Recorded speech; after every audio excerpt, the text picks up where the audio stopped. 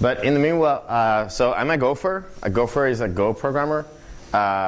So these things, these are not Furbies. Someone called it Furby. It's not a Furby, it's a gopher. There you go, just to clarify. So today we're going to be talking about Go, of course. And I'm going to do a pretty general introduction to what is the language and what you can do with it, why it was created, and so on. But then I'm going to start talking about Go from the point of view of a C++ programmer. And I used to be a C++ programmer myself. I joined Google as a C++ programmer. Then we're going to talk about concurrency, because it's awesome, especially if you come from other languages like C++. Doing concurrency in C++ is interesting. Doing concurrency in Go is really easy, and people really, that's one of the main selling points of the language. There's a lot of slides, way more than we will have time to speak about today, but still, if you have questions, please interrupt me at any time. And there might be things that I may go slightly faster. You can ask me if there's something that you are interested about it, just ask me. We're not too many people, so just ask for your questions. Okay, so a little bit about me. As I said, I joined Google as a software engineer, writing C++ and Python, basically. And after 1 year writing C++ at Google, I migrated to doing something different. I joined the Go team as a developer process engineer, which basically what we do is we write code to help other developers. So demos and things like that, libraries and so on. And then some time ago, I migrated to start being a developer advocate for the Google Cloud Platform. And what I do for the Google Cloud Platform is basically write Go anyway. So I keep on doing basically Go all day. So let's talk about Go. Go is all of these things. Go is open source. It was open source from the beginning. Actually, in 2009, it was open source. So Go is now 5 years old. It's statically typed, like C++, so nothing really new in there. It's object-oriented. If you ask me, if you ask someone else, maybe they will say it's not. But I consider that Go is one of the most object-oriented languages that we have, except that we don't use the word object. It's compiled like C++. It's memory safe, unlike C++. And it's type safe, unlike C++. All of those safeties, you can remove them if you want to, because we have a package from the standard library called unsafe, which is named unsafe for a reason. So with unsafe, you can do whatever you want, create pointers that point to a specific position in memory, and so on. Okay, so why was Go created? Well, it was created for many reasons. One of them was scalability. And scalability not only regarding Google, we have a lot of machines with a lot of cores each machine. We have to make sure that those are very well utilized. That's one aspect of scalability, but there was also another one which is more important, which is scalability on number of developers. At Google, we have a lot of developers, and writing C++ can be tricky. You can write code that is very complicated. With Go, you can also write code that is very complicated, but it's actually very complicated to go there. You actually have to do a sincere effort on writing tricky code. By default, the code that you're going to be writing is very, very simple. You're going to see some examples of the code that I'm going to be writing. If you read the standard library, you're going to have that impression of not being impressed at all, of being, oh, this is boring. And we actually like that. Simplicity, yeah, again, the whole standard, the whole specification, if you print it, it's around 45 pages, something like that. I think that C++ 11 is slightly longer, I've heard. I haven't read it though. But the main point of the language is really have developers that don't really have to think about the language that much, and they really think about what they're trying to solve with the language. There's a lot of people that use Go. Google uses Go, otherwise that could be pretty sad. YouTube also uses Go. They have all their database is actually managed with a project called Vitess. It's an open source project, it's written in Go. Docker is written in Go. Kubernetes, if you heard about Kubernetes, I work for the Google Cloud Platform, so Kubernetes. Kubernetes is also written in Go. SoundCloud is written in Go, and something that I say is that if there's a cloud in it, there's Go, which is a pretty good estimation. If SoundCloud, Cloudflare, and many clouds, all of them use Go in some flavor or another. There's a list that keeps on growing if you're interested about it. This is the Google Trends, and you can see it's actually trending. There's many conferences all around the world. We keep on having more and more conferences. Just came back from India. There was the first India conference. I know that there's Japan, there's here in the United States, there's Denver, there's many. There's really, I think that for now it's like 5 around the world, and they keep on growing. Okay, so enough marketing. Now let's talk about the actual language and what it does. So Go has a bunch of types. So we have what we call primitive types, and we have integers, floats, and complex, and Boolean, string, and so on. We have structs. We do not have classes. In Go, everything that you can create that looks like a class is a struct, which in C++ you also have. So it's basically just a list of fields with a name and a type. That's it. Then we also have slices and arrays, and I'm not going to get into much detail about the difference between both. Arrays are statically sized, so they cannot grow or shrink. Slices, they do. There's some other differences, but we will not talk about that today. We also have maps, and for me this is actually pretty important because compared to C++, for instance, in C++ there's also maps, but you have to take the choice of which map are you going to use. Are you going to be using Boost? Are you going to be using STL? In Go, there's only one solution, and the good thing about it is that if that solution is not good enough, the community fixes it. So that's something that I actually appreciate. Yes? I wonder if you could stand like about 6 feet to your Cool. That works. Thank you. I don't see my, yeah, that I see why. Okay. Cool. We also have pointers, and I will speak about pointers because in C++ we all love pointers. In Go, we also love them, but with a little bit of constraint. We also have functions and channels. I will talk about channels when we get to the Goroutines, the sections about concurrency. And finally, we also have interfaces. Okay, so how do I create a new type? Well, you start with a type keyword, then the name of the type, and a description. And the description can be whatever you want. So for instance, I can create a type person, which is a struct with 2 fields, name an age of type string and int. Or I could also create a type Celsius, which is a float 64. Yes? Does the type actually create a new type, or does it create an alias for an existing? It's not an alias. It's a new type. Okay. Completely new type. So we're going to see how this actually helps the language be type safe. Yes? There is no semicolon, so you don't need semicolon. There's no semicolons, which is awesome. Yeah, there's no semicolons. Which actually, there's no semicolons, which means that there's some side effects that we will see at some point in the code, but they're really minimal. And the rule is really simple, is if you can actually add a semicolon at the end, because there's nothing indicating that there's something else afterwards, like a comma or operator, a parenthesis, and so on, you add it.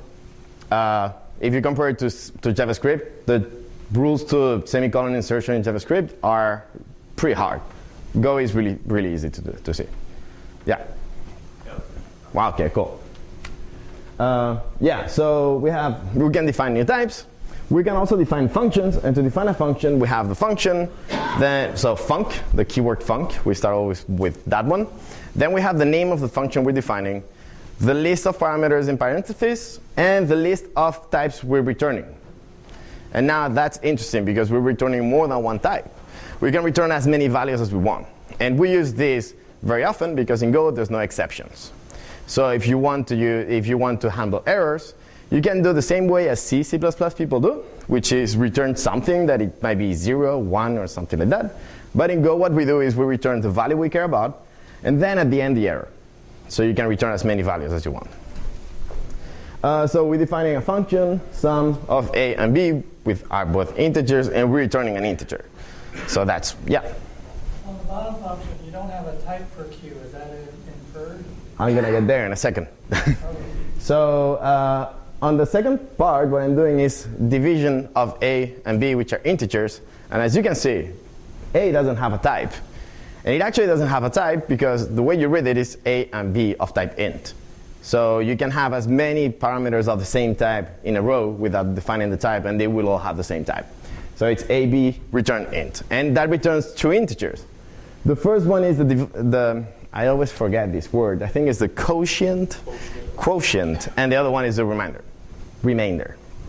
Now, how do I know that? Well, because I see the code. What if you don't see the code? That's kind of hard to remember what's the order. So we can actually name the results we're returning. So that's what you can see in the last one, where we're actually naming Q and rem for quotient and remainder, both of type int. So both functions, div, so the first div and the second div, they're both equivalent. There was a question. Yeah. Where did A and B come from in the last function? The what, sorry? Where do A and B come from in the last function? So that's a bug. Indeed, yes. Was that the same question? Okay. Are curly brackets optional? Curly brackets are not optional. You have to write them always. Need a couple there. That's also a bug. Oh my God. So yeah, exactly. Thank you. This is the first time I give this talk, so there might be some bugs, which you might have noticed by now. Yes? Are the names of the return types or return variables used anywhere? Those, yes, actually you can use them if you want to. They are pretty much like parameters. So they're declared as local variables to the function. And you can do whatever you want with them as for parameters. Do you have an initial value? Yes. So that's interesting, actually, and I was not going to talk about it. But in Go, when you declare a variable, you always have the 0 value for that type in the variable. And variables are always initialized. So if you have an integer, it's a 0. You have a string, it's an empty string, and so on. But even more important, if you have a pointer, it's nil pointer. And I had multiple times bugs related to that single thing, where you think that pointer was initialized to 0, and it's not, and then everything fails. So that's something that is pretty good about Go. Cool. Okay, so we've seen types and functions. When you get them together, what do you get? Methods. So the way we define methods is pretty much like a function, but between the func keyword and the name of the function, we have what we call the receiver. And the receiver is a name and a type. So it's pretty much like a parameter, like you could do in Python. But that parameter, rather than being the first parameter of the list, is actually a parameter that is separated from the rest, because it's a very special parameter. It's a receiver. In Python, you could call it self. In Go, we call it by the name we prefer, which tends to be related to the type. So P for person, for instance. You could also call it this if you want it. But that's gonna be idiomatic, actually. So you can define methods on type person, which is a struct, but you can also define methods on types like Celsius, which is a float 64, because this grammar works for both. This syntax works exactly the same way for both. And I said that you can declare methods on every type, which is almost true. You can define methods only on the types that are declared in the same package, meaning that you cannot do what we call duck typing. It's actually also called, no, sorry, not duck typing, monkey patching. Monkey patching, you cannot do monkey patching, which is also called duck punching for some reason. It really, I didn't invent that. So you cannot do that in Go. You cannot go and say, oh, I'm gonna change the definition of string. No, you cannot do that. If you want to, you can define a type, my string, which is a string, and add all the methods you want to that one. Okay, so a little bit about how do we declare variables in Go. There's the easy way, the traditional way. It's keyword var, the name of the variable, the type of the variable equals the value. And the equals the value, you can omit it if you want to. But if you don't omit it, then you actually have a value that has a type. And you can use that type of the value to decide what's the initial type, what's the type of the variable you're defining. So you can say var text equals the string hello. Hello is a string, therefore text is of type string. And when you write that, instead of functions, so if it's a global variable, you cannot do this, but if it's a local variable, you can use the short variable declaration, which is colon equals, also known as a gopher operator, because it looks like a gopher sideways sometimes.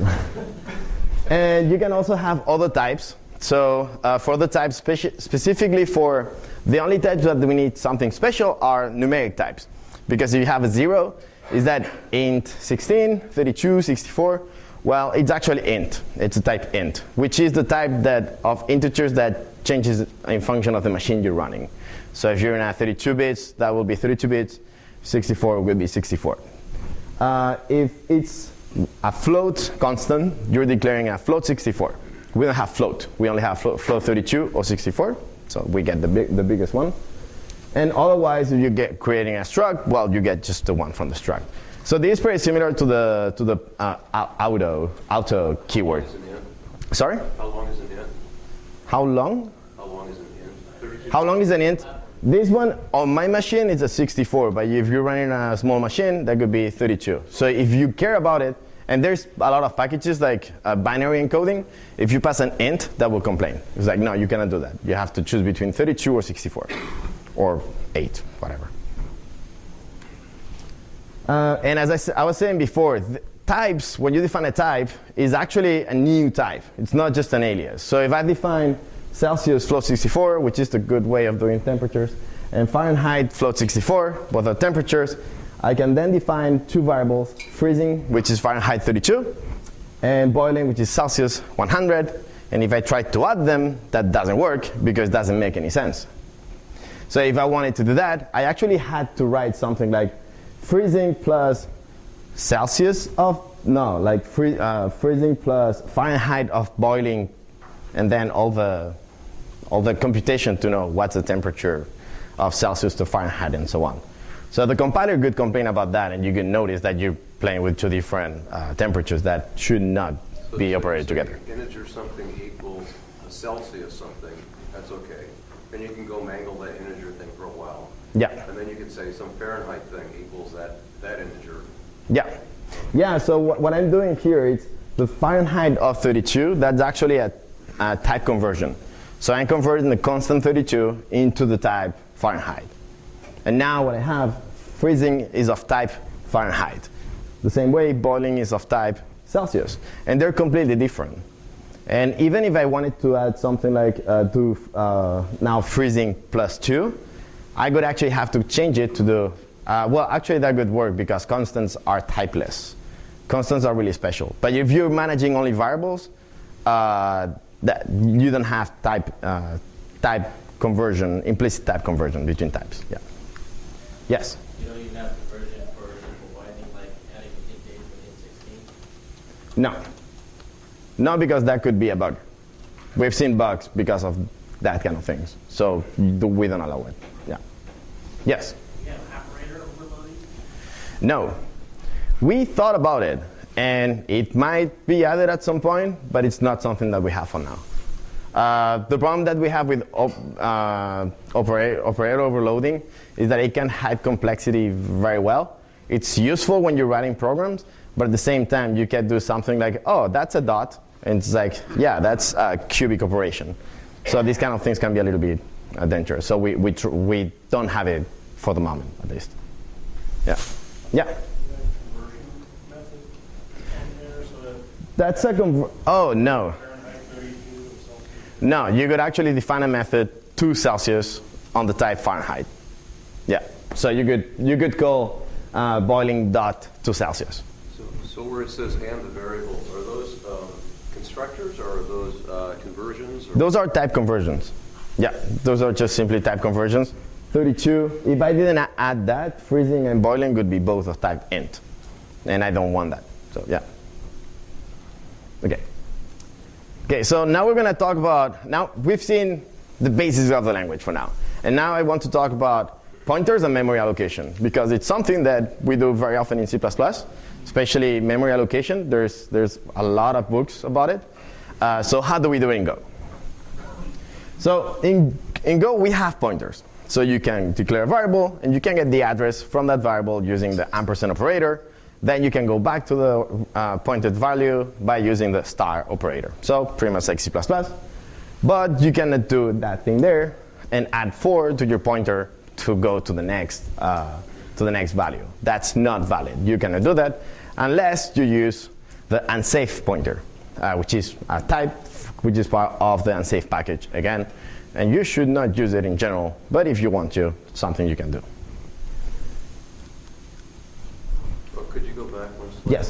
say there's new, but there's no free. Can you just Oh. assign 0 to it? Will that free it and do garbage? No. So yeah, there's no free. You cannot explicitly free a zone of memory. If you have but yeah, if you want to make sure that it will be freed at some point, you should not have any reference to it. So if you have a pointer to a value, if you put it to 0, then at some point it will be freed. But at some point later on, you don't have that power to decide. Immediately free. It doesn't necessarily immediately. Exactly. Yes. Are these reference types, so garbage collector deallocates memory? So the garbage collector, we keep. I'm going to speak about the garbage collector in like 2 slides. So I'm going to defer that question. And by default, when you create a variable for a pointer variable, will it be assigned to 0? So here, that could be a pointer. Yeah, that could be a pointer to 0. Yeah. And there is no null. Yeah, there's nil. We call it nil, N-I-L. But yeah, if you declare a variable of pi, so the var p, when it's declared, at that point, right after it's declared, the value of it's nil. Then I actually assign, so it will point to a value integer of 0. Yeah. Okay, so you don't get to decide, and this is something that is pretty surprising to a lot of people. You don't get to decide if it goes on the stack or if it goes on the heap.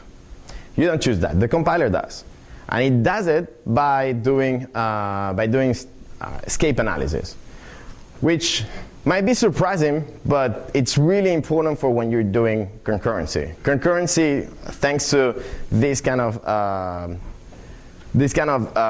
escape analysis plus garbage collection, is made much easier. Otherwise, you should remember who is responsible for freeing those pointers at the end.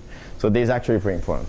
And in this case, for instance, you can see on the top, I'm declaring a new integer. So I'm declaring n as a pointer to integer on the first one. And I'm using new. And still, that will be allocated in the stack, because it's not escaping. I don't need that pointer to point outside of the stack, so it will not allocate it. Which means that even though you're writing your code as it was on the heap, the garbage collector will have less pressure because the compiler will notice this. On the aren't you really saying there using new doesn't imply using the heap? That's really what you mean. Using new doesn't imply using the stack. The heap, yes. Yeah. Yes, thank you. Oh, wow. I thought that's what you meant. Yeah, I changed the order of the slides multiple times today. Bad idea. So yeah, it doesn't, even though you're using new, you might be allocating things in the stack. And the same way around, on the second part, I'm defining a new local variable, n of type integer. And it looks like it might be in the stack, right? But turns out that the address to it is escaping that function because I'm putting it into a global variable. Now that means that since it's escaping, the variable n should outlive the function heap. Therefore, it should be allocated in the heap, not in the stack. Yeah. So roughly, and you may go deeper into the escape analysis is looking how that variable is going to be used and where the scope of that variable declaration is to determine. Basically, it asks the question, does this variable outlive the function where it's declared? Should it be declared outside of that scope? Yeah. Then why bother with a new keyword? Because sometimes you want to create pointers. Yeah. Sometimes if you want to create a pointer and you're going to pass that pointer, so you pass it to a function, so that function will be able to modify the original value. You need pointers for that. So. Can't you just take the address? The address? Create a Yeah, pointer and take the address? you could. So new is actually almost never used, to be fair. Most of the time, you're going to be using just values and addresses to those values. I never use it, actually, except for one case where it's when I allocate a new buffer, and I want to make sure that it's actually obvious that I'm allocating something big, so it's actually easy to read. But yeah, you don't need it. Yes? So it looks like and is that making it a right-side reference or an out-value reference? That's a very technical question there, which is the good thing is that you don't actually need to think up so far with Go, actually. You're overthinking it. Here, what we're doing is, I declare a new variable n, which if I don't keep on reading, what I'm saying is I have an n, which is an int, in my context, in the context of the heap variable, a heap function.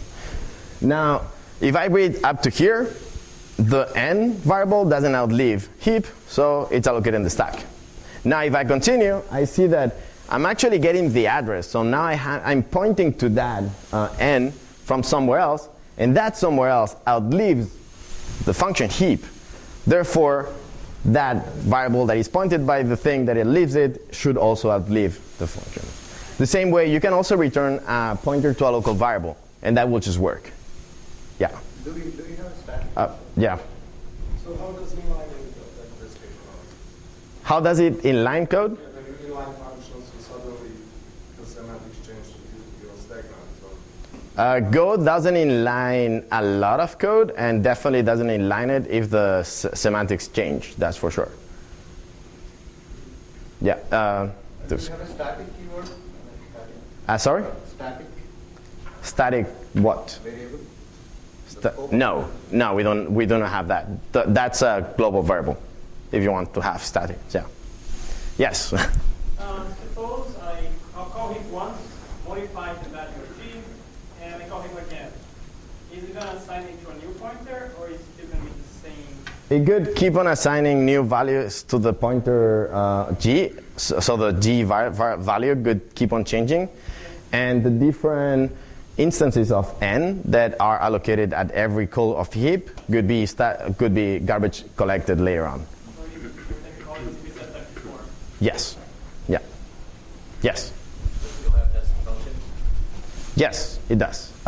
We'll talk about that. Oh, I don't have my drink. We'll talk about that in a minute. If a reference is keep the function, but it's within the scope of another function, and it's still allocated on the stack. Say that again. If you wrap the last example inside of another function, could it decide that it's still local and therefore allocated on the stack? It could. I don't think it does it by now. Yeah. Yeah, escape analysis. Escape analysis. It's one of the things that keeps on evolving. We have one of the guys working basically on this because it actually helps the garbage collector be better because it doesn't have to do as much, basically. Okay, so I thought the next slides could be too technical, but knowing, like, after these questions, I feel like you're gonna like it.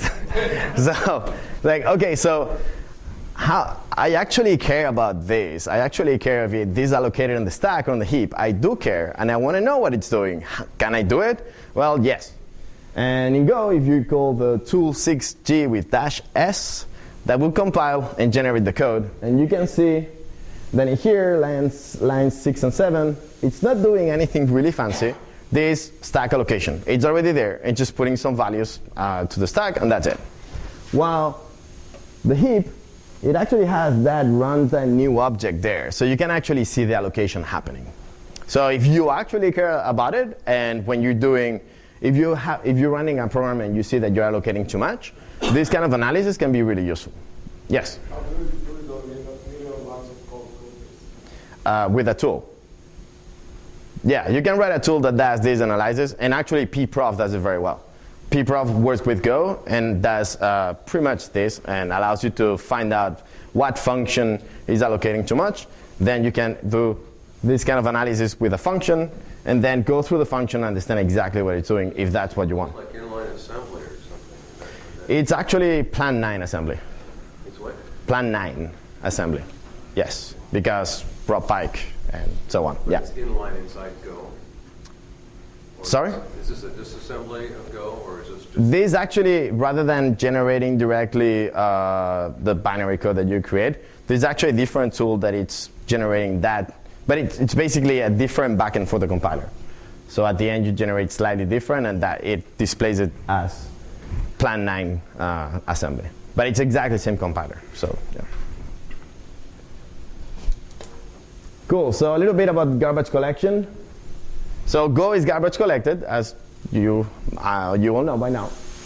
And But it's really easy to limit the allocations. Basically, you can actually understand if you're allocating too much, and there's ways of allocating less. One of them is using object pools, and we actually provide a sync, it's called sync.pool, which is a type that allows you to do exactly that technique, so pooling objects. And we created this because at Google we migrated a really big server from C++ to Go, and that was one of the things that we realized that we should do if we wanted it to be efficient. And then also, this is more for people that come from Java, but for people that come from C++ and are scared of garbage collected languages, it's very often because of Java. And Java, one of the things that it does is that everything is a pointer, and nothing is a pointer at the same time. But with Go, you can actually choose. So if you have, for instance, define that type, which is the date, and if I print the, so unsave again, that's, you cannot really do many things with the actual size of a value in Go. That's pretty unsafe. But you can say, okay, what's the size of 0? What's the size of date? And what's the size of 100 dates? Well, size of 0 in my machine is 8 bytes, 64, yeah, 8 bytes. And save, so the date will be 3 times that, and the 100 times date will be 100 times the size of the date, and they will be all one after the other. So if you actually care about the memory being all together in a single chunk, you can do it. If you want to have something that's going to be just a small array with a bunch of pointers, you just say that you want 100 pointer to date, and that's it. So you can still do that. Yes? So constants do not have, I can speak a lot about it, but constants get types depending on the context where you're using them. And so if you're using a just zero in a context where with an operation with a float, it will become a float. But if you're using it something which is outside of any context, it will become the default type for numeric constant. So it will be int or float64 for float. So again, what is the size of d? So let's run it here. So I can run it here, and we'll see that it's 8. But I can also run it in something, we call this the playground. And it's very useful. Basically, you can write whatever you want and run it without installing Go. And we'll say that here it's 4. So it will change depending on the machine where you are. If you actually care about this, then you can use int32 or int64, which are the types with specific type, with specific size. Yes? The array does not give information about the size. Is there any bound checking? There's absolutely not. So there's no information about at runtime about what this is. All that information is actually, well, the variable, yeah, there's a little bit of information. But there's bound checks. And bound checks for slices, so the ones that are dynamic, they will work.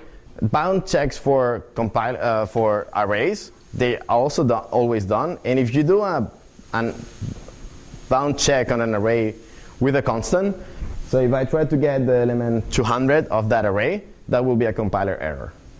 So yeah, and you can deactivate them if you want to. If you actually care about, I want this to be really fast and I know what I'm doing, you can do that. Yes. Yes. Does it add structs for optimal alignment? Sorry. Like if you change day to be a byte, would it add extra bytes? Yes. Yeah. And that's one of the reasons why it's unsafe, because depending on the implementation, maybe it's slightly different size. So people should not really trust this. Does it guarantee that the order of the yield is the same? That's a good question. I could say it does. But again, that's not part of the, I don't think it's part of the specification of the language, which means that you're basically building on top of something that might change. Go is 1 dot something, and as long as we are in 1 dot something, we'll be backwards compatible. So there's a lot of things that we cannot change, but there's things like that we might be able to change. Yes?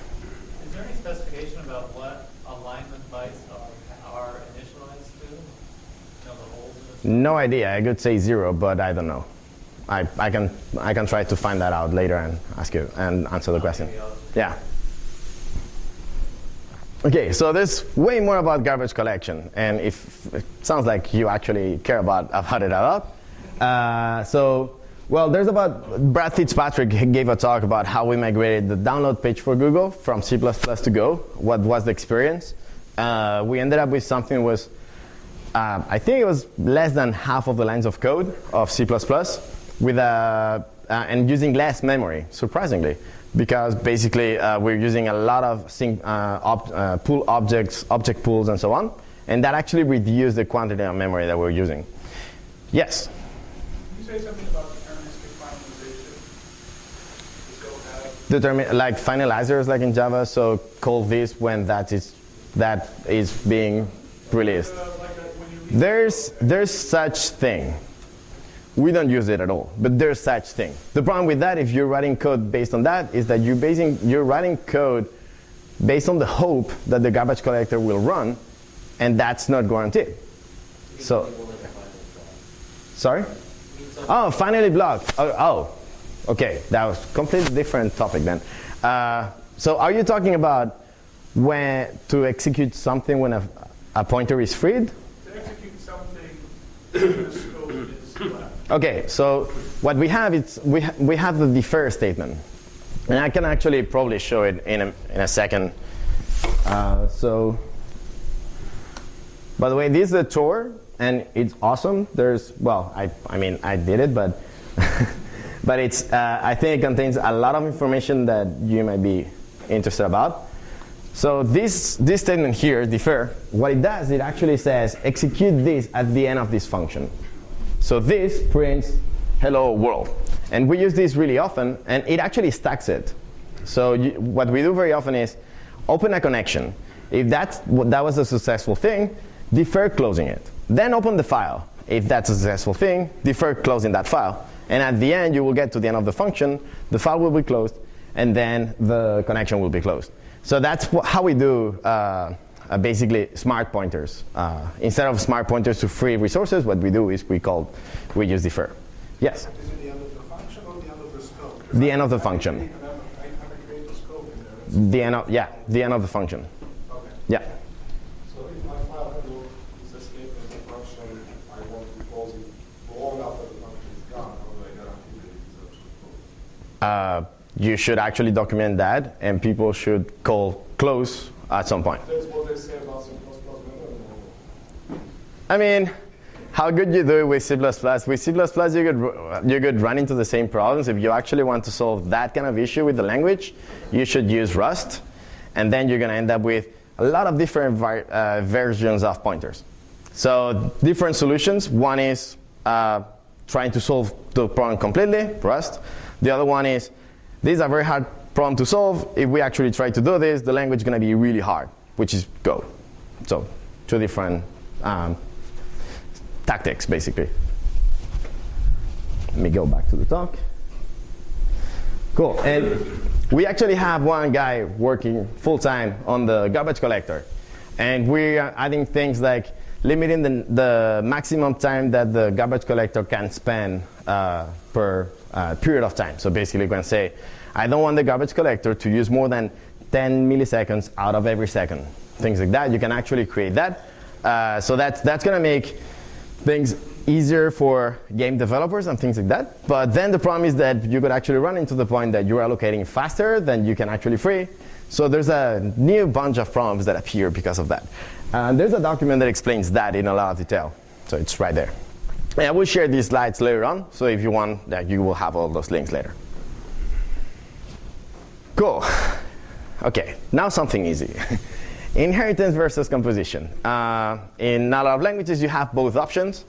And there's a lot of articles written about this, explaining why inheritance is worse. Now, inheritance breaks encapsulation. And I won't explain much about it, because I'm sure you know why. But basically, it's not very good. You can write very subtle bugs because of the way inheritance works. But composition makes you write a lot of code to have the same methods on a type that you could have in the other. So there's two solutions. Either one is being a little bit lazy and overusing inheritance, or actually writing composition and having extra things. You can also use templating and fancy techniques that could solve this problem, but I'm going to assume you're not using that. So in this case, let's imagine that we have this type, which is this type, which is an engine, which is just an empty struct. So there's nothing inside. The size of this type is 0. And I'm going to declare two methods on it, start and stop. And now I have a car. And the car has an engine. And I want to be able to call start. And when call start, it starts the car. When I call stop, it stops the car. So it really feels like I could use inheritance, and then it's solved, right? And that's exactly, I'll be like shaking your head that way. Yeah, if you do that, you're going to end up with a lot of little subtle issues. So it's a bad way of using inheritance. This is actually composition. So I won't explain exactly the details of inheritance, why inheritance is bad, but I gave a talk for Java developers, and that explained in a lot of detail. There was a question there. Access modifiers. That's a really interesting question, and you're going to think this is a very funny answer. So yes, the first letter of the identifier, if it's capital, it means that the identifier could be variable, function, or whatever. It's visible from outside of the package. If it's lowercase, it's not visible from outside the package. And that's the only visibility rules that we have. There's no protected, private, public. It's just only that. And it's actually really simple to use. It feels like you're missing things, and I know, I had that impression too. But it's actually really simple because now, basically, when I see a function, I know, even when I'm calling it from anywhere, I know if it's private or not. So you get extra information for free, basically. Yes? But you can have, so inside of a package, everything is visible.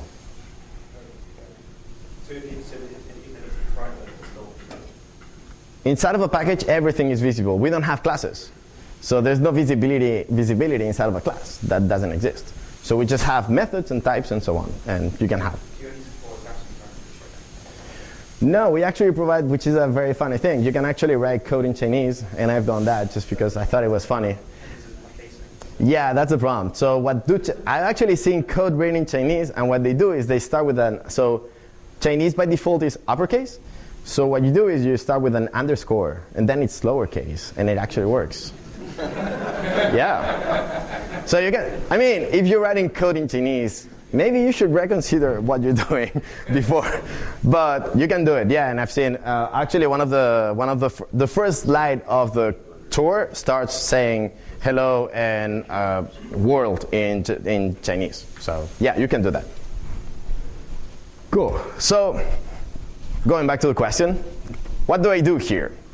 If I use inheritance, I feel bad. If I use composition, I have to write code. So what's the solution? Well, what Go provides is what we call struct embedding. And struct embedding is basically composition plus the proxy thing about inheritance. So what we're doing is we create a car, which is a struct, that has a field of type engine. And now the important thing is that that engine field doesn't have a name. And that's the way you say that is embedded, struct embedded. What happens now is the methods, actually everything accessible from engine is now accessible from car. Everything, fields, functions, and so on. If the question is the diamond problem, that's the next slide. No, yes. It's an airplane with two engines. Sorry? What if I have an airplane with two engines? That's a diamond problem. You can actually rename the type if you have. Yeah, and then just put a name on it. That's going to be. Start actually delegate start No. You could write that, but the problem, the language will not do that. If you have an array of engines, then there's actually you have to name that. You cannot do, because that array of engines, it's actually a name type. It's a type that you just create right there. Since it's a name, it doesn't have methods, and you cannot do a struct embedding. Yes. If I have an engine and that's the next question. That's a diamond problem. Yes? So why do you call that composition and not inheritance? It sounds like inheritance. Because it's not inheritance, because this doesn't break encapsulation at all. And because car is not considered to be a type. Exactly. This doesn't break encapsulation. This still, there's a variable inside of another variable, and that's it. Like the fact that I'm not putting the name, that doesn't change anything to it other than the proxying. It's exactly the same thing in memory. And it's exactly the same thing from any other point of view. So it's not inheritance. So the problem that I had, so in the Go for Java and Arrows, I invented a name for Java developers. They don't have one. So in this talk, I actually explained a very specific case that I actually took from, what's the name? Efficient Java? No, Efficient Java, no. Something Java that. Effective Java. Yeah, Effective Java. They have a very good example on why inheritance is a bad thing. So, and I just pretty much reused that. So with this, you don't have that issue. It's basically related to when you override things, you could actually override. So if a function in the parent class is calling this function and you override both, now this function is actually calling this one here. So that kind of things, you can break many things in a very subtle way. So that doesn't happen with this. This just composition. So yeah, if I run this, I have C start and C stop. It does work. Now, what do I have in my car? Turns out to have a radio, and a radio has start and stop. So it works. It works, but when I call it, I have to say so. The definition of the type is valid, but when I call start, I have to say either the radio or the engine. And the name of the field is the name of the type. So if I run this, you will see that this actually works. And even better, if I edit it, and I remove this radio here, and I run it, you will say, no, this is ambiguous. What do you mean, the radio or the engine? So the problem of the diamond, it's actually moved to the user code, which makes it easier because the user normally knows what he's trying to do.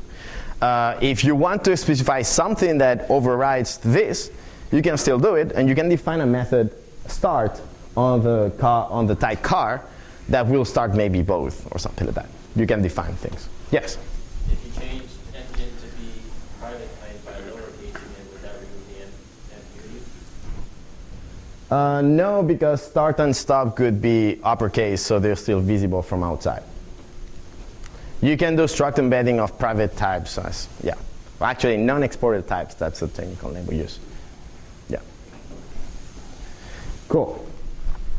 Okay, so struct embedding looks like inheritance, but it's composition. And we use it to share implementation between different types. So basically, if you have an engine and you have multiple things that have engines, then you can just struct embed it into it. I will just have that behavior right there. So it's pretty much like composition, just adding the proxy thing that makes code shorter. That's it. Okay, so what if we want to share behavior instead? So it's not from bottom up. I have an engine and I want to create a car. It's actually top down. So I have an animal and dog and cat and so on. Basically, I want to say animals walk, and I want to have that concept of everything that walks is an animal. So what we have is interfaces. And interfaces, so I'm going to be talking about interfaces from the point of view of Java, because C++ doesn't have interfaces, but we use them. So we actually use abstract classes with virtual methods and so on, which it's like interfaces, but they're really not. So I'm just going to talk about interfaces directly, Java interfaces instead. Okay, so in Java, we have this interface where you say we have two methods, open and close.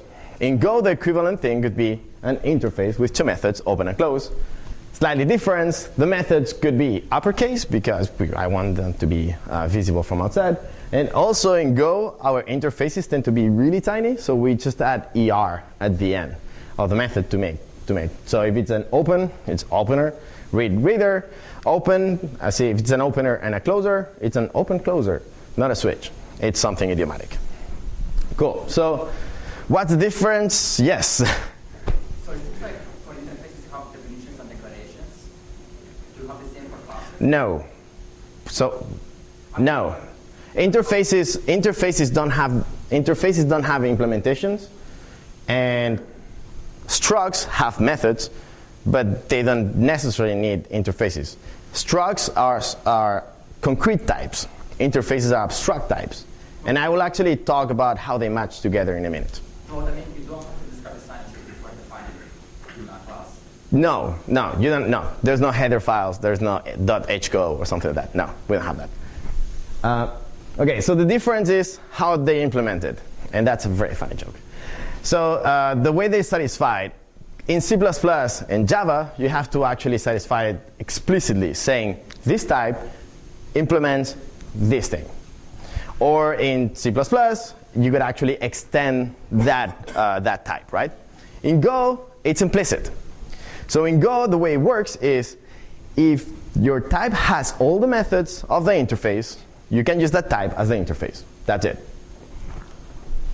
So this actually has a lot of benefits because it means that reusing code is much easier. You don't have to go and modify or adapt types to be able to use them in your code base. There's no type hierarchy, and the composition is much more organic. So basically, you define all your types, and then when you need some specific behavior, you define that behavior in the function that actually uses it. Which means that if you want to then go back and add methods, that's OK. But if your types already define that method, you don't have to change anything. So let's see. I'm going to go concrete in a minute with giving an actual example. It's not duck typing. It looks like duck typing, and I know, but it's not duck typing because duck typing is at runtime. If what you think is a duck is not a duck, it explodes at runtime. In Go, if what you think is a duck is not a duck, it doesn't compile, which for me is awesome because I like compiler errors over runtime errors every day. So yeah, it's a cute cat. So OK, let's go with a concrete example. Yeah, question. Quick question. So you said if it has the functions defined in the interface, then it satisfies that interface. Does the type matching has to be a strict type matching, or do they have to be compatible types? It has to be strict. It has to be exactly the same type with exactly the same name. So if you have something which is a thermometer, which is an interface that has temperature that returns Celsius, and then you have a type that returns a float, which is a Fahrenheit, that won't match. Yeah. Not even integer 32 to 64. No. It has to be the same type. Okay. Yeah. So you remove a lot of questions about. In Java, it's really hard to know when something like what's the name? Polymorphic functions and so on. It's awesome and awful at the same time. So because to understand exactly what function will be called is really hard. In Go, we just removed all of that. It's just same type, same names. That's it. We're actually considering changing that a little bit for interfaces. So if two interfaces have different names but exactly same methods, then it should be OK. But that's a bug in the specification that we're trying to fix, maybe or not. Yes.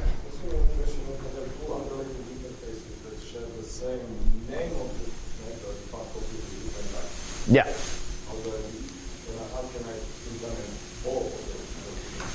So we have the idea that if you're naming something in a way, that name is actually meaningful. And we haven't seen yet two completely different interfaces sharing exactly the same method in a type that tries to satisfy both. If you try to do that, there's ways of doing it. But basically, that's a bad naming case. If you have two different types, two different interfaces, completely separate, and they share a name, that happens. But then there's one of the types, concrete types, that tries to satisfy both. That's a very...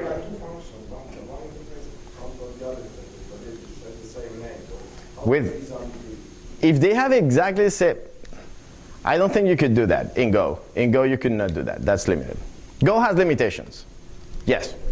Yeah. So if I have like a class called door that has open and close methods, you could say that file class implements that interface. So it could be an open closer, and both file and door are both open closers. Yeah, which is okay. I mean, probably when you do open in a file, like if you're doing, it returns a file, and the other one could not return a new door. That could be cool though, but could not happen. So, yes. The issue is that those interfaces are having control of two different vendors. I have no control over there. How they define the interfaces. You could create an adapter. If that ever happens, you can create an adapter, which is basically just an interface where you're renaming things, and you can do that. So there's ways of fixing that, but the language doesn't offer them directly. You have to write some code to go over that. I have never seen that case so far. So, yet, show me one. Okay, so let's see the example. This beautiful web app that I wrote myself, CSS3, HTML5. Basically what it does is you write a function on the top and it generates an image on the bottom. That's it. Now I did two things. I created two packages, parser and drawer. One to parse the thing on the top, create a function, and then the other one to draw that function and generate an image. So what I did, the parser package, I have this function parse that, given a string of text, it returns a pointer to a function and then an error if something goes wrong. So an error is an interface, and we can talk about it later. And then there's some magic happening in it, basically. And the type function has some magic in it, but the important thing is that you can actually call eval on a function, and it will give an x, which is a float 64. It will return a float 64. So that's my parser. That's externally the exported things of my package, basically. Now, I write draw. And draw, given a function, it will return an image.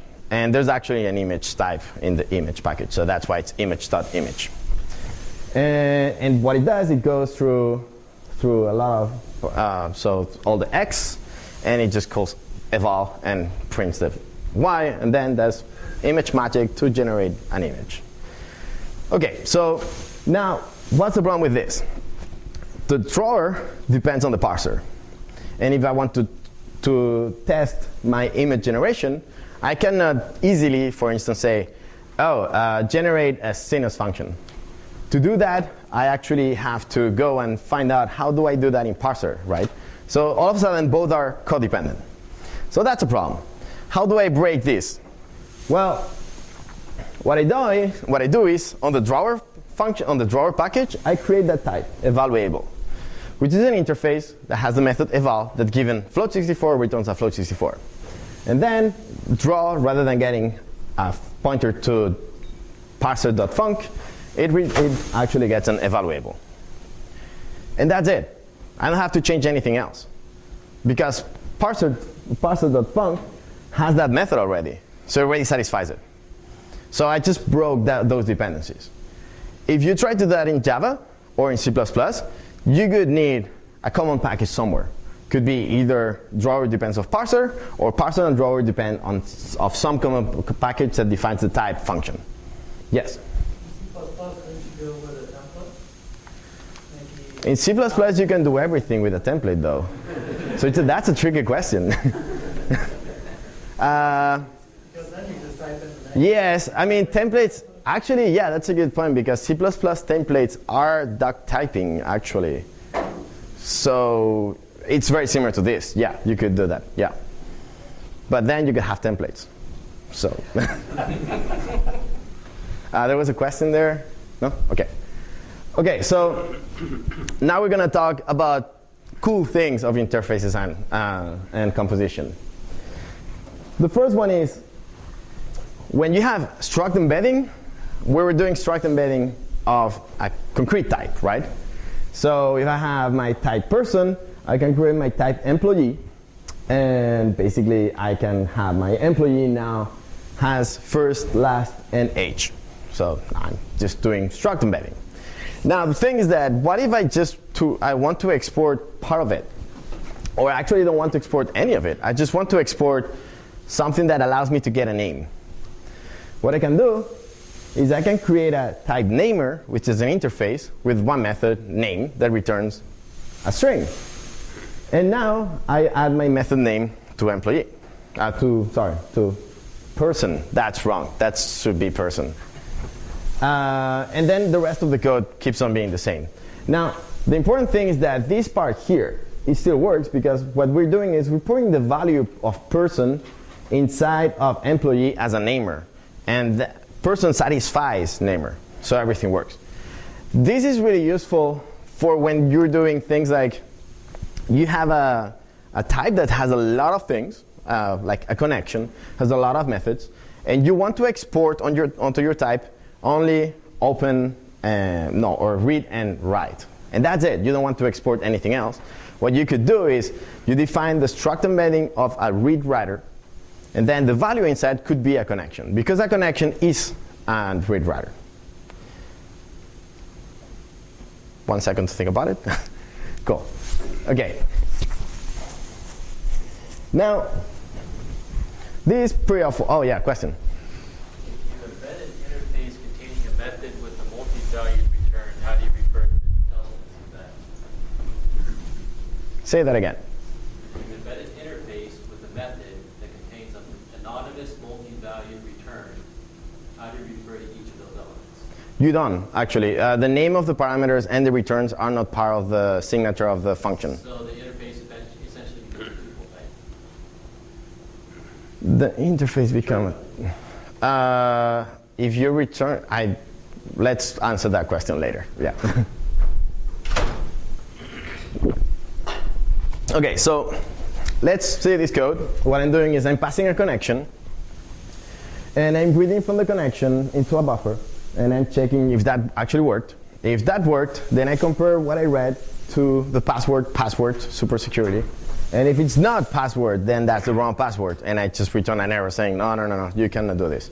Otherwise, I return nil, and nil is the way that we express that there's no error. So it's the equivalent of the 0 that you return in C or C++, basically.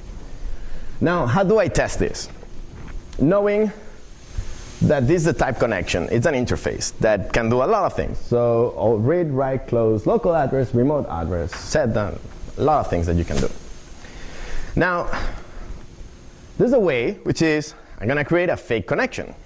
And to have that being a connection, I need to define every single method, even though I don't care about them. Because my code is not actually calling them. So if they actually try to call them, that test should fail, right? Now, that's a thing I could do. But there's a better way, of course. And the better way is using struct embedding. What I'm doing now is I'm defining my fake connection as struct embedding of a connection. Now, since I do this, when I struct embed network net.con, I'm exporting all the methods of connection onto my type. Therefore, now I satisfy net connection. So there's this loop there where if you struct embed an interface, that type will satisfy the interface too, because you're exporting everything. And what I do then is just I redefine read, which is the one that I care about, because that's the only one I'm calling, right? And then what I'm doing is I'm creating string new reader creates a reader from a string, so I can call it and check that actually fails, and that could actually fail if you call it. So adding these kind of things, you can actually have mocks or fakes, depending who you are, that actually you'll read only the code that you care about. You could do something pretty similar by doing inheritance in other languages. Basically, you inherit from, so in C++, this is actually pretty equivalent of inheriting from a an abstract class, and redefining every single one of the methods that you need to define to be something that fails. It will be pretty equivalent. In this case, if I try to call, if the check password method calls something like write, that could actually fail, because interface is inside a pointer. That pointer could be nil. And calling that function, that method could actually fail. So you could get a nil pointer error.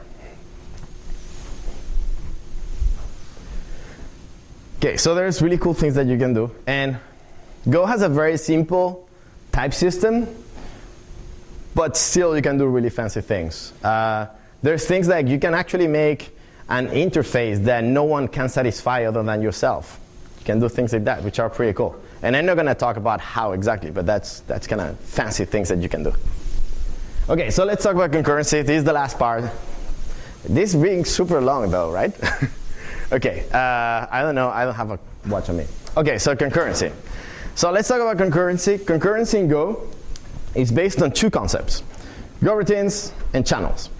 Now, Goroutines are like threads, but they're actually, depending on your field, you could call them Goroutines or green threads or fibers, if you heard about that. I think, yeah, fibers for C++, something like that. So they're like threads. They behave kind of like threads, but in my machine, I can run 16 million of them, and it works. I did that to generate fractals, Mandelbrot fractals. I tried, and it works, actually. It finished faster than the sequential version. So they're super cheap and really fast to switch from one to the other. And then we have channels. And channels are used to communicate between those Goroutines. You can use mutexes. We provide that. But the way we do it normally is not with mutexes. If you want to provide mutual exclusive access to a variable, then a mutex was done for that, and that's awesome. So you should use a mutex. But if you're trying to communicate and send data from one Goroutine to another, channels are much more easier to use. Okay, so something that I do most of my time, sleep and talk. So what I do, oh yeah. Sorry. So you can create 16 million of these states, and I assume they're stackless, or that all their local variables are actually heap variables or something? There's actually, so they have stacks, and those stacks can grow and shrink. Yeah, stacks are flexible, basically. So depending on what your function will be doing, will grow. So basically, if you have a Goroutine that is calling internally and so on, you can, the Goroutine will just grow. By default, they are, and now I might say something wrong, but I think it's 4K of memory per Goroutine, which is not too much. If you have 16 million, well, there's going to be some funny things happening, but it still works. Yeah. Okay, so if we have this code here, so I'm calling sleep and talk, and sleep and talk, what it does, it sleeps for the number of seconds that I give it, so 0 seconds, 1 second, 2 seconds, 3 seconds, and that says something. So if I run this, I will see hello, then 1 second later gopher, 2 seconds later what's, and 4 seconds later up. Now this is not what I wanted to do. What I wanted to do is get a message every second. So I want to do all of them at a time. I want to start all of those sleep and talk exactly at the same time. So to do that in Go, to call something in a different Goroutine, you add Go. That's it. So if you add Go before a function call, that function call will be executed in a different Goroutine, therefore in the background somehow. So what happens if I run this? What? Nothing happens. And this is because the main Goroutine, so the Goroutine that starts the main function, is special. When that main Goroutine finishes, the program finishes. So I have to fix this, right? So how do I fix this? I add time.sleep at the end, so I wait for 4 seconds, and everything is fixed. And this will work, but if you're doing this is not a really good idea. Like trying to synchronize test by doing time.sleep is a bad move. It will break at some point. So, okay, we need to do something better than this. And what we need to do is we actually need to communicate between Goroutines. We need to synchronize between them. So what I'm going to be using is channels. Okay, so let's say the main function first. What I'm doing is I'm creating a channel of strings. And a channel of strings is just something on which I can send strings, only strings.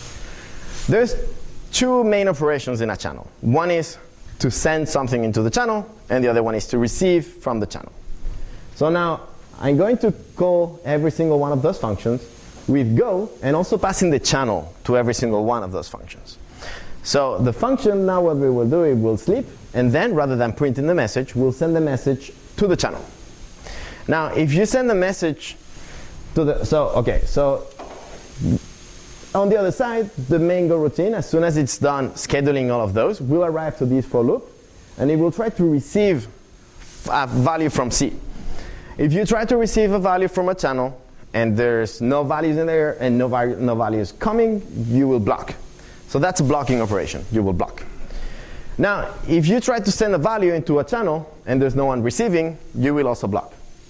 So channels, the operation of sending and receiving, is actually a synchronization barrier. You can break that because we have buffer channels. But that's a different story. So we won't talk about that today. But basically with that, now what I'm doing is I will get here, I will wait for a second till, actually I won't wait at all, 0 seconds. I will get that message, hello, wait for a second till the gophers Goroutine finishes and sends a message, and I will print it, and so on. I will do it 4 times. So I'm just gonna execute it, so I also walk a little bit. So now it's every second, and regardless of how long it actually takes, I will actually wait for the Goroutines to finish, because now it's synchronization, not just time.clip in the main function. For something like this, you could also use things like wait groups, and we actually provide wait groups. So we provide different ways, but if you want to communicate, the best way is channels. Okay, and now what I'm going to do is for the end of the talk, I'm just going to try to impress you a little bit with cool things that you can do in Go that are actually really cute and simple. Simple. Okay, so this is a web server. This is a web server. This is the kind of web servers we run at Google on production. So you can trust the net HTTP package is really powerful. What I'm saying is, okay, for every single request that comes that matches slash and then whatever, which is every single request, call handler. In Go, functions are values. So you can actually pass them as parameters. You can have variables that are functions and so on. So it's really, really easy. Basically like in JavaScript, if you've used JavaScript, but with types. And then I call listen and serve on port 1234. And if that fails, then log a fatal error. So now when that's running, for every single request, I will just print hello into W. Fump.println, so fump, we pronounce it fump, which is short for format. It's basically, it allows you to print. And fprint, it's like the fprint function that prints into file descriptor. But in Go, it actually writes into a writer, which is an interface that has a method write. So, and the response writer, of course, has the method, so I can use it. So if I execute this, I can go to localhost 1234, and you can see it there. Cool. So that's a fully working web server. Not very interesting, but this is just to give context to the next example, which is something that for every single time you get a request, it tells you your visitor number 1, your visitor number 2, and so on. Now, I could do this. I have a variable, nextID, which is an integer.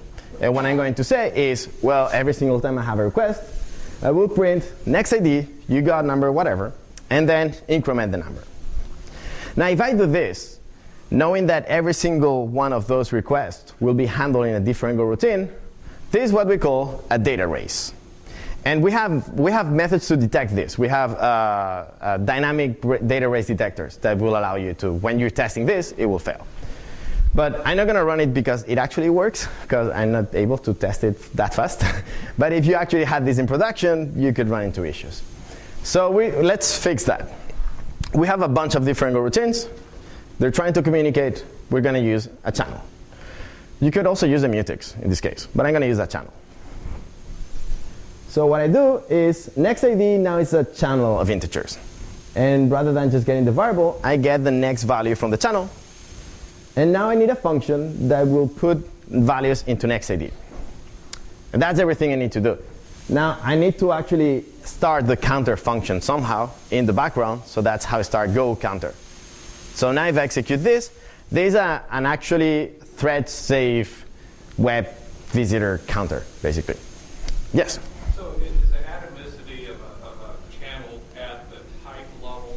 So in other words, if I had a channel of persons and I push a person into it, all those elements of that person struct will get pushed into that channel. Yes, actually, you could be pushing a copy of that person. Yes. Yeah. So that would be pushed in. If I did two of them one after the other, it could be mixed up, two mixed with somebody else's, right? Yeah. There's no warranty of, well, there's warranty of order when you are the only one sending, but if there's multiple senders, they could get merged into one. So if you don't want that to happen, you use two channels. Yeah. Okay. Now, this is something that I will challenge you to write in C++, which is, I have a handler, and now what I do is, when I get to, so there's the select statement, which is important. Select statement allows you to try to do multiple channel operations at the same time. So it's like select in Unix, actually. It's exactly the same thing. So what I'm trying to do is, I'm trying to get the user parameter from the URL and send it to the channel battle. And battle is a channel of strings. And I'm trying to send so basically I'm sending my name to the channel. And at the same time, I'm trying to get a name from the channel. So when I'm the first Goroutine getting there, and I try to push my name and get one at a time, well, that's not going to work because there's no one on the other side to receive it or send it. So that doesn't work. When the second Goroutine arrives, now we have two contenders. And they will be able to do the operation. And it will be either A sends the value and B receives it, or B sends the value and A receives it. And which one will happen? It's random. Because select, once you have more than one case that is non-blocking, will choose among one randomly. So now what this does is that you can do something like this. And I started my server. I get here. There's nothing appearing because my this web server is actually waiting for the next Goroutine to arrive. And when I open the next one, oh no, come on, C++1. And so C++ was able to push C++ into the channel. And Go received the message saying, oh, you lost, C++ is better than you. So we're going to do it again. Oh, come on, really? Okay, whatever. So yeah, it's random. I cannot cheat on it, so whatever. So this is something that with channels, so I admit that if you read this code for the first time and you don't know how it works, it can be a little bit confusing. But once you understand all the pieces, it's actually a very elegant way of expressing these kind of interactions. And this is something that I actually used in a demo where I'm creating, it was a chat roulette server with text only, which makes it better. And basically what I had is, I had a lot of people trying to connect, right? And I had to choose two people and connect them. Well, that's exactly those lines of code. And that works really easy. And it works every single time. The last demo. So I said we could have a lot of Goroutines running, right? So we're going to create a daisy chain or a chain of gophers. So we're going to have n gophers. I'm going to connect every single gopher, which is a Goroutine, using channels. And I'm going to send 0 into the first channel. The first gopher is going to receive 0. It's going to send 1 to the right. The second gopher is going to receive 1, send 2 to the right, and so on. And then I'm going to be waiting on the right channel of the last gopher to hear how many gophers are they. So they're basically going to count themselves. This is the whole code, and it includes timing to know exactly how it works. I'm not going to explain exactly how the code works. This will be online in a minute, so no problem with that. But what I wanted to show is we have 1,000 gophers, right? How much time do you think this could take? Starting 1,000 Goroutines and start creating 1,001 channels, and then communicating through all of them. Milliseconds, seconds, not hours. So that's 5 milliseconds. We actually count microseconds too, and there's a cute symbol there. You can add, so that was 1,000 is 5 milliseconds.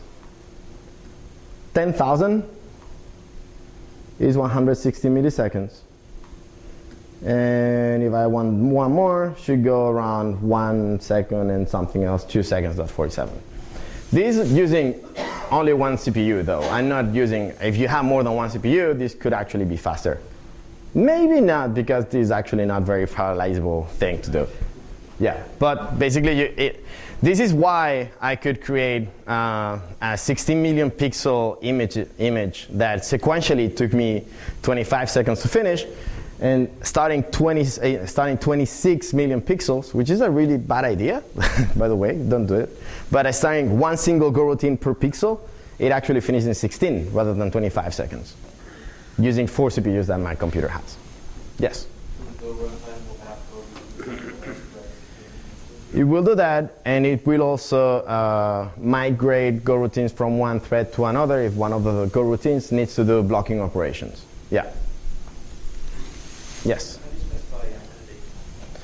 So there's actually, we had an issue with that. So yeah, we had an issue with the fact that OpenGL is a beautiful tool that needs some really specific things, like this thread should be running always in the same place, and if you're running a Goroutine, that could move, and that create weird bugs. The way we're doing it now is actually calling cgo, and cgo, it's the way you can actually call C from Go, and then you can do crazy things from C, but that's pretty much it. It's pretty much a hack, and we're trying to fix it. You can do it though, but yes? Your memory? Yeah, I mean, you can define a buffer channel. If it's unbuffered, well, buffered and unbuffered, there's always this queue of messages that are queuing there. And that's not limited. The limit is your memory, basically. If you have a buffer, the maximum size of the buffer is the maximum size of the integer in your machine. So whatever number you can express in 32 or 64 bytes, which is pretty big. So there's much more about concurrency in Go. Ropai gave a really good talk on concurrency patterns. The year after that at Google I/O, Samir Ashmani from the Go team also gave a talk about advanced concurrency patterns.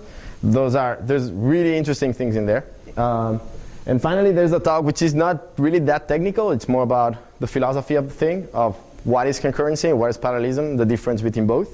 And it's also about Rob Pike, and that's one of my favorite talks. So in conclusion, we're late, so I'm not going to read the conclusion, but you get the idea.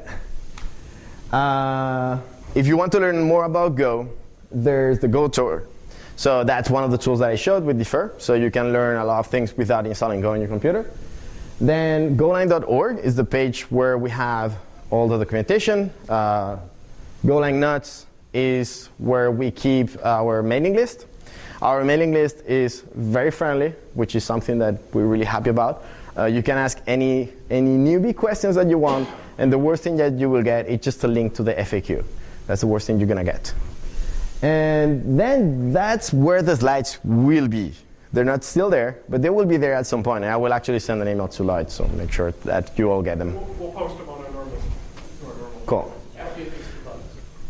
I might fix the bugs. Yeah, I might fix them. I actually will get the slides reviewed, and that should fix the bugs. Yeah.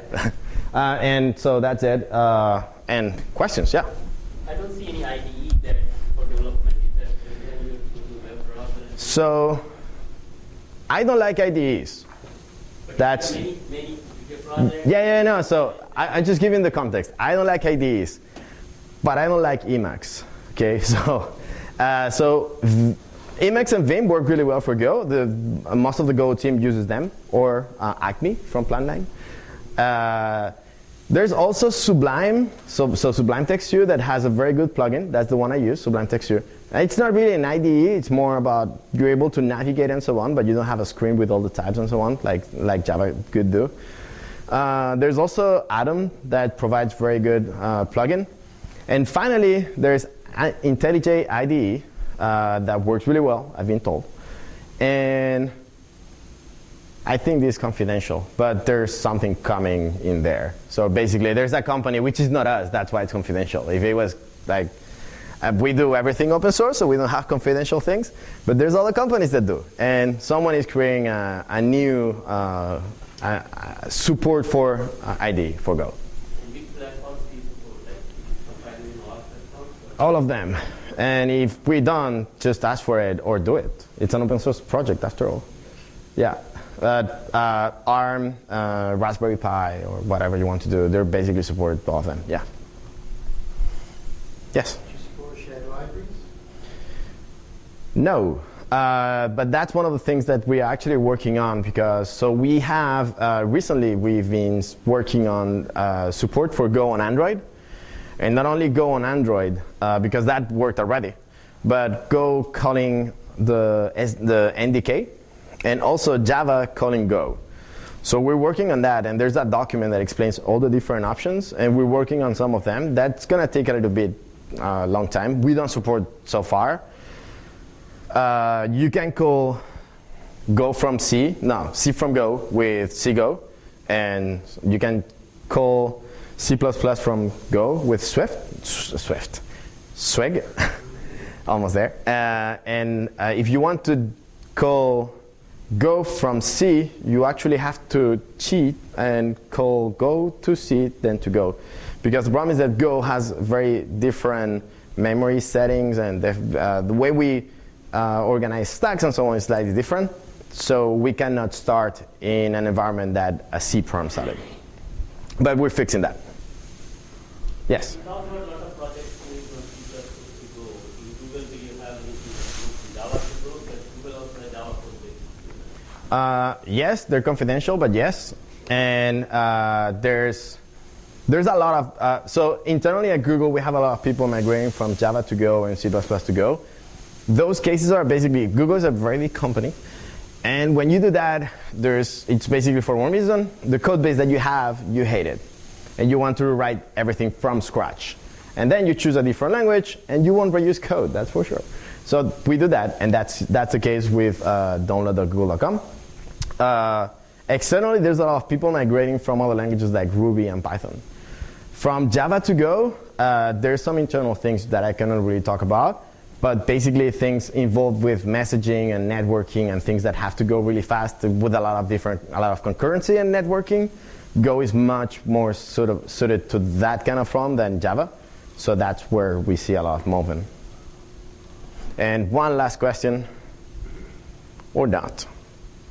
Well, then not. Thank you.